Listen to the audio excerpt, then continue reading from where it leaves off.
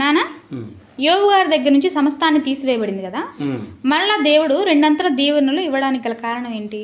ఏంటంటే ఒకసారి యోబు గ్రంథం 42వ అధ్యాయం 10వ వచనం తీయండి త్వరగా.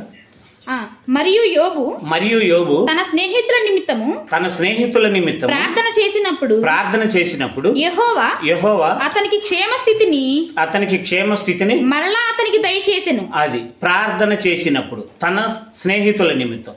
ఆ స్నేహితులు ఏం చేశారు? అతన్ని అవమానించారు, ఇబ్బంది పెట్టారు. ఆ ఇబ్బంది పెట్టిన స్నేహితులని యోబు గారు ఏం చేశాడు? క్షమించి ప్రార్థన చేశాడు. ప్రార్థన చేసినప్పుడు అన్నాడు. అంటే దేవుడికి ఏమైపోయింది? నచ్చిందనమాట. ఎందుకంటే యోబు గారిలో గొప్ప గుణం ఏంటంటే అన్ని శ్రమలో పడినా ఏమీ లేకపోయినా సరే నాకు మరలా ఇవ్వు అనే మనసు అతనికి లేదు. నాకేం కావాలో నేను అడగాల్సిన అవసరం లేదు, దేవుడికి తెలుసు అన్న నమ్మకం యోబు